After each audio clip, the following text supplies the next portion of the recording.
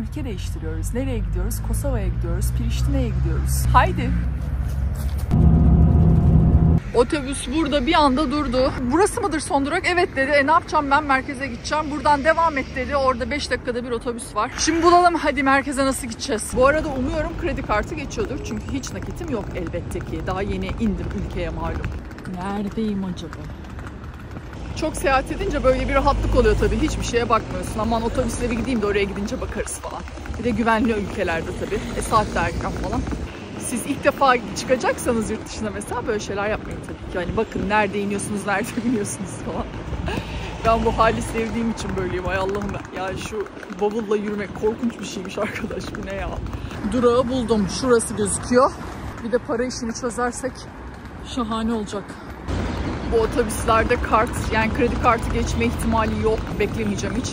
Döviz bürosu da yok. 2,5 kilometre mesafe gözüküyor kalacağım otele. Yürüyelim bence. Gelin şurada bir mola verelim ya. İhtiyaç molası vermem lazım. Az önce bir fırına girdim. Hiç nakitim olmadığı için kartla da ödeme almıyorlarmış. Karnım aç. Bir yerde oturalım. Sonra yürürüz, buluruz yerimizi. Ve otelime geldim. Merhaba arkadaşlar, nasılsınız? Ben çok iyiyim. Neredeyiz? Kosova'dayız, Priştine'deyiz. Şimdi hemen hızlıca bu güzel şehri gezmeye başlıyoruz. İlk önce cami var karşımızda. Haydi gelin oraya bir bakalım. Buralarda Fatih Sultan Mehmet Camii olması lazım. Ona doğru gidiyorum. Bu mu acaba dedim ama değil. İçeride giremiyorum zaten. Devam ediyoruz. Buralarda hep camiler var. Yine burada, yine ileride görüyorsunuz.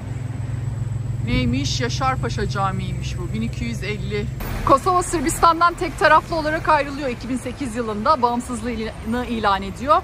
Ve şu anda toplam 116 ülke tarafından resmen tanınıyor.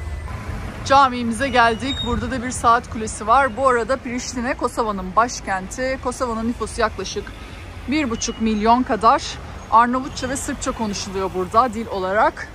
Şu camiye doğru bir gidelim önce, ona bakalım. Girebiliyor muyuz? Burada bir açık kapı buldum. Giriyorum ama.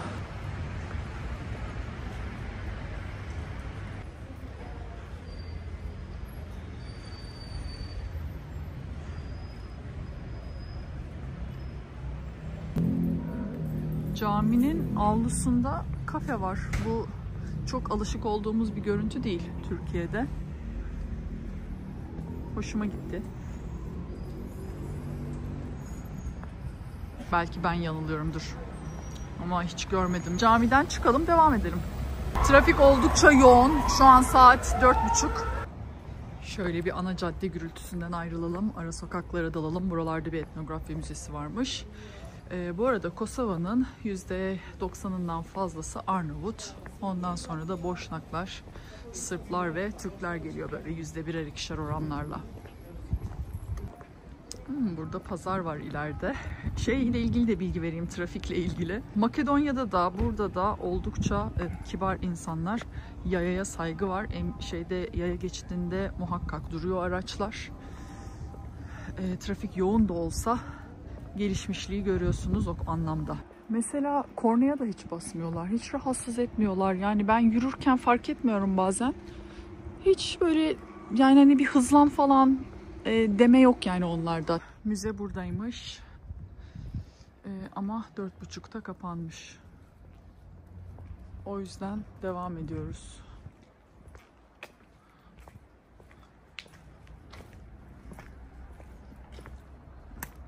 Benle sakın dalga geçmeyin. Az önce otoparkın yanından geçerken bir baktım 1 euro yazıyor. Dedim bir dakika ya, euro mu geçiyor burada? Euro geçiyormuş burada ya. Yine de otobüse binemezdim ama. Çünkü 50 eurom vardı sadece. Öyle küçük para yoktu yanımda. O yüzden üzülmeyin. Yürümek güzel. Bir de bu konularda endişeniz olmasın. Ay nasıl oluyor falan, nasıl çözülür bu işler, işte bak böyle hata oluyor falan gibi. Yani bunları internete giriyorsun. Gideceğin ülkeye gitmeden önce okuyorsun, öğreniyorsun. Ben biraz böyle bodoslama gittiğim için de oluyor. Gidince orada bakarız diye. Nasıl olsa bir çare bulunuyor yani diye. Hoşuma gidiyor yani bu challenge'lar. Ama bazen böyle oluyor yani. Bazen mi oluyor, sık sık mı oluyor bilmiyorum.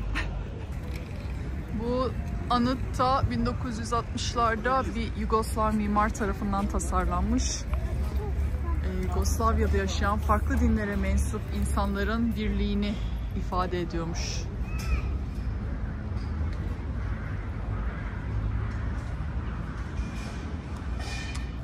Böyle kocaman bir meydana çıktım şimdi. Mother Teresa meydanına gidiyormuş bu yol. Takip edelim.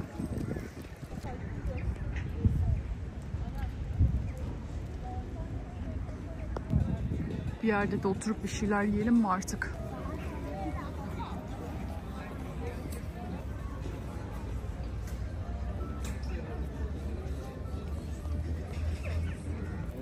Ay şuraya bir oturalım.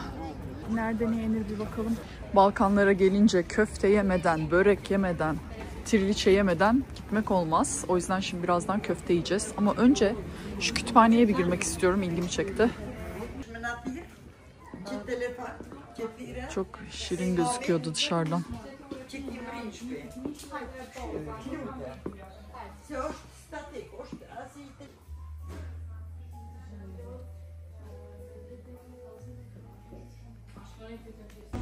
Bakalım 5 tane köfte 3,5 euro, 7 euro, aman 7 tanesi 4,90. Fiyatlar böyle. Kaymaklı varmış, öyle değişik bir şey. Onu deneyeceğim galiba. Evet, bunu istiyorum. 5 adet kaymaklı, 5,5 euro. Ve elbette salata müthiş gözüküyor. 2,7 euro da o. Salatamız geldi. Bakayım soğan koymuşlar mı? Bunda da yok.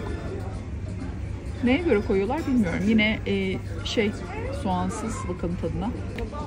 Çok güzel elbette. 2 dakika sürmedi yahu. Ne kadar hızlılar. Hemen bunu da deniyoruz. Kaymaklı nasıl olmuş yahu?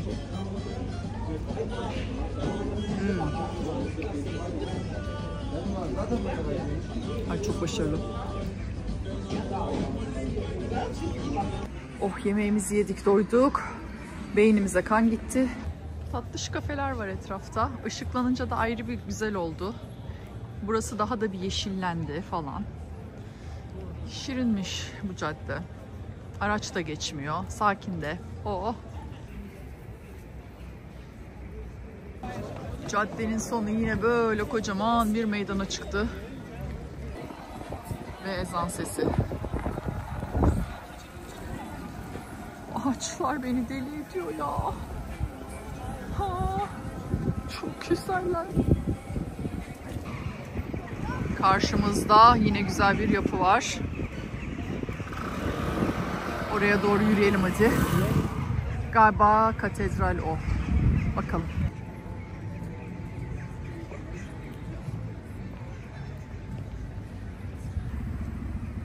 Giriş var gibi görüyorum. Gece ışıklandırılınca da ayrı güzel oluyor bu yapılar ya. Oley! Şuradan gireceğiz.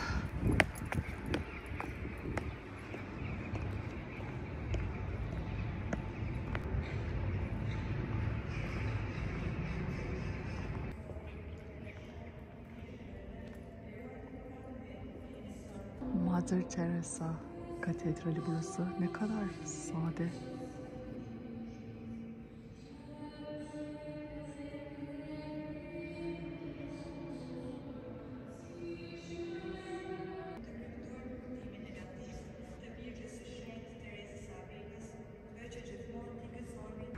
İçine bayağı şaşırdım dışarıdan bu heybete. Şu kulelere falan çıkılabiliyor mu bilmiyorum. Denemedim. Ama içeriden bir girişte görmedim zaten. Bir de etrafı inşaat halinde. Günaydın, günaydın. Şimdi ayrılacağız yavaş yavaş. Bavulumla yine ortalığı inletiyorum. Allah'ım çok utanıyorum. Yani kimse şey yapmıyor tabii. Bir şey demiyor. Ne desin sancıklar ama. Yani neyse. Yaklaşık 2 kilometre yürüyeceğim. Otobüs terminaline. Ondan sonra da Sırbistan'a geçeceğiz. Belgrad'a doğru giderim diyordum ama önce Niš'e geçeceğim. Belgrad'a otobüs yaklaşık 5,5 saat sürüyor. Niš'e 2-2,5 saat sürüyor. Dedim ki Niš'e de bir gideyim göreyim. Bir diğer sebebi de saatlerdi. Belgrad erken saatte vardı dedim. Hiç erkenden gitmek istemiyorum. Biraz böyle keyif yapa yapa gitmek istiyorum. Şimdi hatta bir yerde oturacağım, kahve içeceğim. Sonra da 2.45'te otobüsüm var Niš'e doğru. Bu arada artık Kosova'nın Schengen vizesi alması gerekmiyormuş ya. Az önce bir arkadaşla konuştum buralı. Onlar direkt yani çok mutlular tabii bu konuya. Aman dedim, Türkiye'den vize istemeyin sakın. Yok dedi, Türkiye kardeş ülkemiz. Zaten biz insanlar hep anlaşıyoruz, birbirimizi seviyoruz. Ne oluyorsa politikadan oluyor. Çok genç ve dinamik bir şehir olduğunu söylemiştim. Daha gelir gelmez böyle iner inmez ilk izlenimde. Yaş ortalaması 30'muş ya. Bayağı genç bir nüfustan bahsediyoruz. Yastayım. Abim ne güzel çalıyor. Bu ağaçları gündüz gözüyle bir daha bir görelim.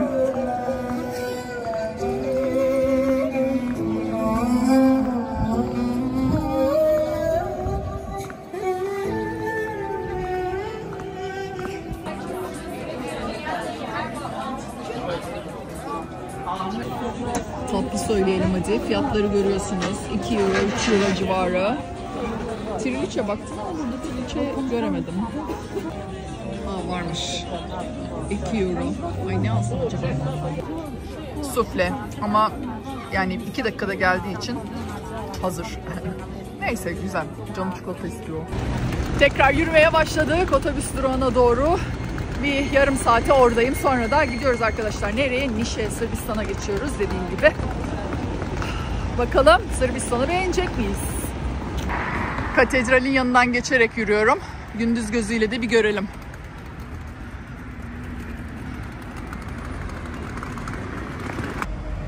Kosova'da başladığım noktaya geldim. Otobüs durağı.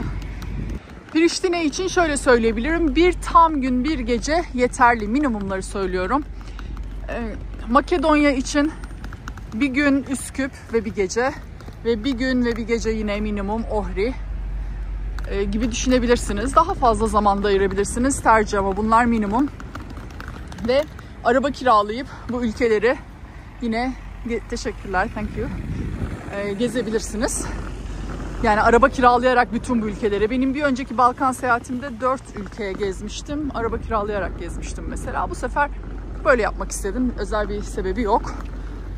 Muhtemelen bu şekilde otobüste daha uyguna geliyordur. Tabii bu bir kişi için, yani 4 kişilik bir aileyseniz mesela tabii ki de araba kiralamak çok daha uyguna gelir. Daha mantıklı ve rahat olur. Evet, şuradan gidiyoruz. Online bilet aldım. Yolculuk 2 saat 15 dakika sürecek. 500 TL bilet ücreti. Online dediğim gibi bulabiliyorsunuz. Birkaç alternatif var gün içinde. Tabii bu dediğim gibi Niš'e. Belgrad'a gitmek isterseniz 5,5 saat falan sürüyor ve 1200 liralar civarındaydı. Daha sıklıklarını bilmiyorum. Benim gördüğüm 3 tane vardı da değişebilir sezondan sezona. Ya buradan beni dışarı biri arkadaş Türkçe biliyordu. Arnavutmuş, onunla konuştuk. Burada istasyona gelmiyor otobüs dedi. Yolun dışına böyle orada ışıkların orada bekleyecekmişim. Ya bak dedim bir tane var, başka yok yani, hani kaçırırsam falan, emin misin? Yok kesin oradan bekleyeceksin biliyorum dedi. Beni gönderdiler, şimdi oraya doğru gidiyorum. Bildiğin yol kenarında bekleyeceğim yani. Garanti almak için bir kişiye daha sordum ama çok anlaşamadık. Taksiye git sor dedi. Dışarıdan kalkıyor dedi o da. Onlarla da anlaşamadık. Işıklara doğru yürüyorum. İlk söyleyen beyefendinin dediği yere. Biraz geç gelsem kaçırmıştım zaten. Erken geldim özellikle ki hani ararken zaman geçebiliyorum. Burada bir büfe var. Buradaki arkadaşlara sordum. Bildiğin hemen yol kenarında duracağım yani. Enteresan. Burada tabelanın altında yol kenarında bekleyecekmişim. 2 çeyrek gibi gelip alacaklarmış beni. Hadi bir aksilik olmadan şunu atlayaraktan. Bu arada suyu görüyor musunuz? Büfede bir su alayım dedim. Kart geçmiyormuş. Bende de euro 50 euro var en küçük. Yok o zaman teşekkürler dedim. Ya sağ olsun oradaki beyefendi nerelisin diye sordu, işte Türk'üm deyince Türkçe de bilmiyor. Ama ısrarla suyu verdi bana ücretsiz. En son şey diyordu, abla al, abla alsana. Can ya.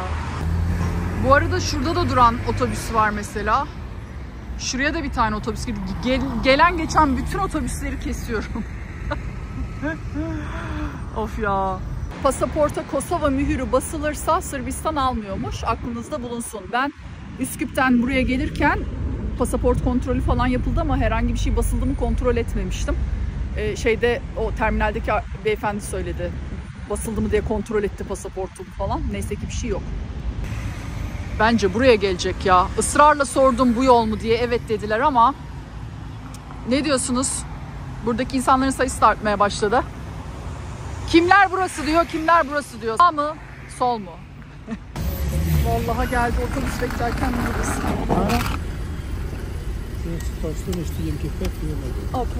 Gel, ben telefona bakarken kaçıracaktım değil mi? Otobüs bekliyorum hadi.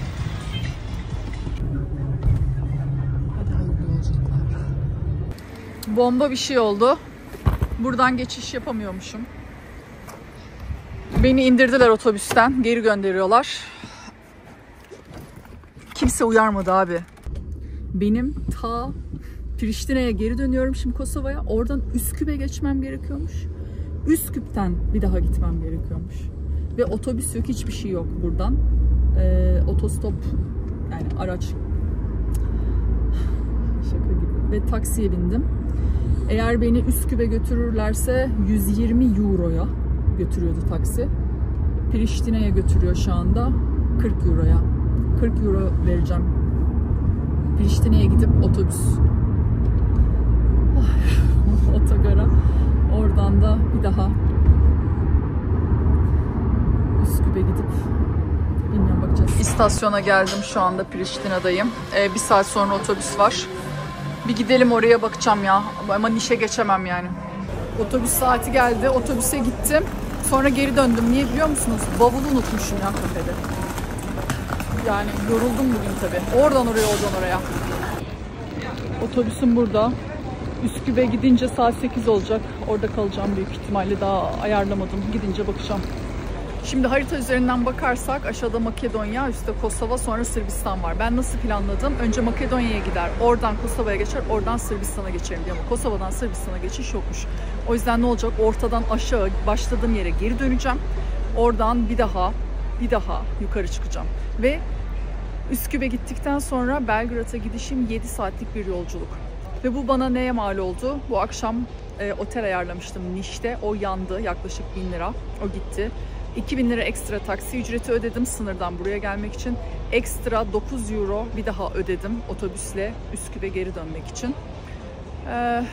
İşte bilmiyorum, sanırım bu kadar. Ama çok saçma oldu. Yani normalde bu turu şöyle yapmak lazımmış. Sırbistan'dan başlayacaksın. Üsküp'le başlamak hatalı oldu. Üsküp'e döndüm. Dün gece vardım. Bugün saat 1'de otobüsle ayrılacağım Sırbistan'a doğru. Bakalım Sırbistan beni alacak mı? Alacaktır herhalde. Bir yerlerde bir şeyler yiyelim, kahvaltımızı yapalım. Sabah 9'da da otobüs vardı ama hiç vallahi erken uyanmak istemedim. 7,5 saat sürecek. Akşam 8,5 falan olacağım inşallah Belgrad'da. Bilmiyoruz. Ve yağmur yağıyor. Umarım çok fazla yağmaz. Çünkü otogara yürüyeceğim. Islanmak istemiyorum. Islak bir şekilde 7,5 saat geçirmek hiç istemiyorum. İyi düşünelim. Mesela şöyle düşünelim. Yol boyunca yağacak, bugün yağacak. Yani bütün bu bir haftanın tek yağacak günü. Bugün ben de o gün 7,5 saat zaten otobüsteyim. Mesela öyle olsa güzel olur. Oteli yine Türk bölgesinde uyguna bulduğum için burada kaldım gece. Burada da ama kart geçmiyor. O yüzden 5 euro bozdurdum şimdi. Yoksa bir şey yiyemem. Şimdi gidip börek yiyelim madem. Börek yememiştik, hadi. Şirin değil mi buralar? Börek kokuları gelmeye başladı. Ama nerede? Göremiyorum hala.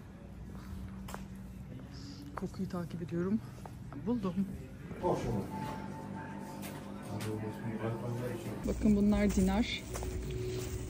160 tuttu. Bir porsiyon kıymalı, bir porsiyon peynirli aldım. Yani 160'ı 0,8 ile çarpacağız. 130 liralar falan yapıyor galiba. Bir börekçi vardı, orası çok kalabalıktı. Sonra bir çaycıya sordum nerede iyi börek yenir diye. Beni bir yere yönlendirdi. Şimdi oradan aldım. Çayımı içmeye de onun mekanına gidiyorum. Güzel güzel oturup yiyelim. Bir porsiyon yiyeceğim, bir porsiyon da yolluk. Bakalım börek anlatıldığı kadar güzel mi? Deniyoruz.